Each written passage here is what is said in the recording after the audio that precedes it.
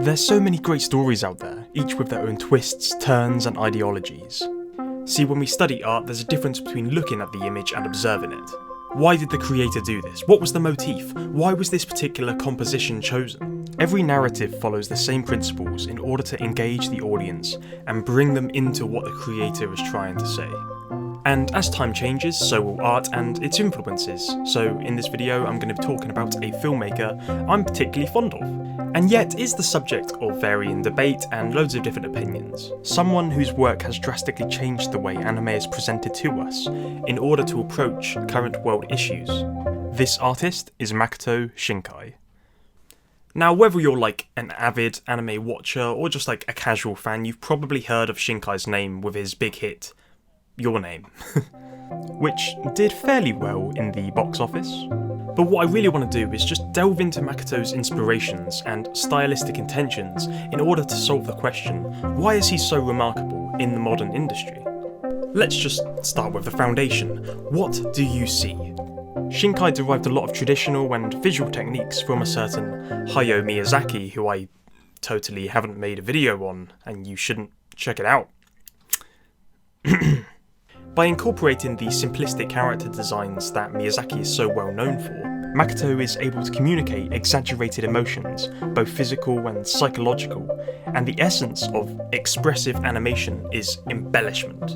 It's to overemphasize emotions and actions made by the characters in order to engage the audiences, which is something that just can't be done in the same way through live action, unless you're Jim Carrey. But if you're interested in the principles of 2D animation and how movement emphasises story, I really recommend The Animator's Handbook by Richard Williams. Makoto Shinkai himself improved his own techniques by working as an animator for the games company Falcom, before moving into storytelling of his own. But imitation on its own will just ruin an artist's original voice. Makoto hasn't just stolen from Miyazaki. What he's done is combined his own style by mixing the minimalism with hyper-realism.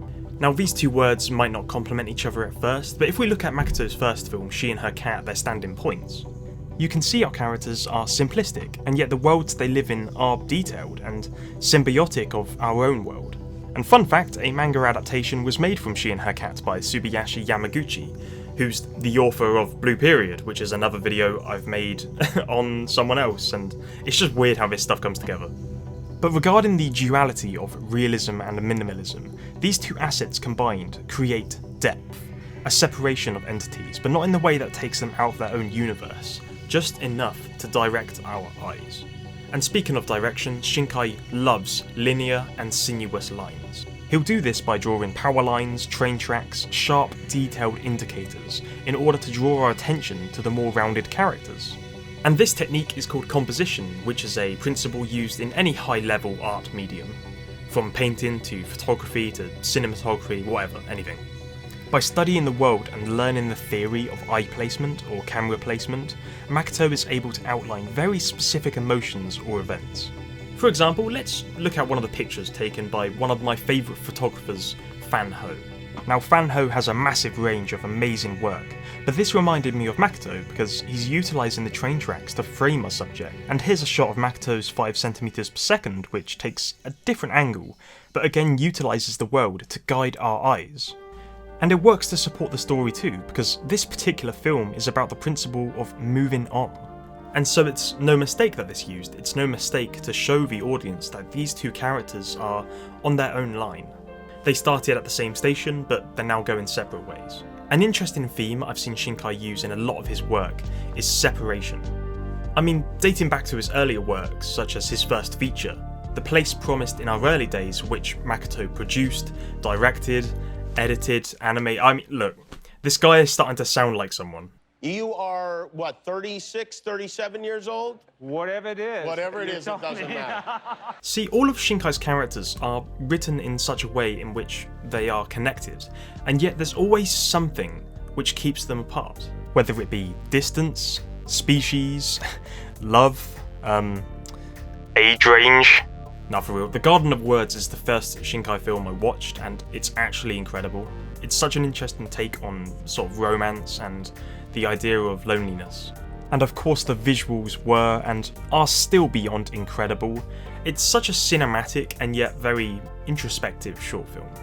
And now this is where I ask the question I'm always going to ask on this channel: why? This realism, this sort of dedication to making Shinkai's work so visually immersive can't just be down to the fact that he's like, oh yeah, I just want it to look pretty, you know, I just want it to look nice because, oh look, it's just nice animation, oh this will never go out of date. And to be fair, 2D animation, it's hard to actually go out of date because it's just got this timeless appeal behind it. But this is where the beauty of Shinkai's works lies, how the environment entwines with the narrative. Now I mentioned composition and how the world ties into the thematic in 5 centimeters per second, but if you look at all Shinkai's films, he'll use the weather, colours, landscapes and buildings to encapsulate his intentions. I understand not everyone liked Weathering With You, I was kind of indifferent on it, but it does capture a world which is overgrown and kind of unrestrained. With the implementation of the weather controlling subplot, you have Shinkai trying to juggle a love story and highlighting the climate crisis. With Garden of Words, the use of the weather is still prevalent, but it's used instead to shelter these two characters in this beautiful scenery. They are in essence trapped in this place, which is representative of the unique alienation of both Takayama and Yukari. It's here we can see Shinkai's postmodernist ideologies come through, especially throughout all of his films, and especially within moral relativism.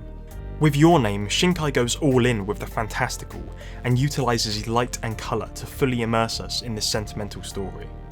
Regardless of Shinkai's artistic and financial success, there are still a lot of people who aren't big fans of him, and I kind of get both sides of the spectrum. I'm not the biggest fan, there's other Japanese directors I certainly like more, but I think this is just down to personal preference. However, there is an element about Shinkai's films that I know a lot of people don't like, which I kind of have to disagree with. I remember talking to my friend a while back about 5 centimeters per second, and he said he hated the ending because it's just not satisfying. After all this time, our protagonists Takaki and Akari just become too emotionally distant, and it feels as though there's no resolution. But I'd say this is literally more realistic than any romance novel has depicted romance being. It's just too real. It's the bitterness of separation, it's the sort of steady loss of this connection which I think makes 5 centimeters per second so impactful. I mean, the clue is in the name, 5 centimeters per second is literally how fast a cherry blossom petal takes to fall to the ground. And this title was chosen because it's connotative of how people begin their lives together, but then drift apart. Let's look at another take. See, I actually found this one online, and I thought it was quite interesting and kind of funny, I'm not gonna lie. He portrays his production fame to a general audience, which holds back his actual risk taken in the films and leans towards a more crowd-pleasing aspect, which is something I can get. What I'm talking about is how he constantly makes romance-themed movies and not show any type of on-screen kiss all the time, from Your Name to Weathering With You. Every time I see a good-looking anime film and say, oh, this looks like a good romance, and then boom, it says Makoto Shinkai, I associate the film with no build-up to a kiss. He only does movies to appeal to a general audience, as not everyone can sit through 12 episodes, which makes me think he does this kiss deprivation on purpose, and that can bring your mum and kids to it like some Disney movie. Look, if you want to build up for a kiss, then there is a lot of films out there for you, but I don't think Shinkai does it just to pander to a Disney audience or to say, oh no, but this might be a bit too graphic for you. I don't think that's the case. See, the way I see it, and this is quite why I like Shinkai, is he's not afraid to tell people just how it is. He doesn't avoid giving you this sort of climax that you want, because moving on in itself is a resolution. It's just not something we're traditionally used to in narratives, and this is where Makoto's sort of postmodernist ideologies come back in, because you expect something to be given to you and you're not given it, and I think that's why you're a bit annoyed, but you have to think about the why. But I do get your point. Again, it's just not for everything. I know it can feel like a bit of a deflation from the rest of what you've watched, but it's a give or take. Okay, what does this one say? I agree with Tomino. Okay, so, you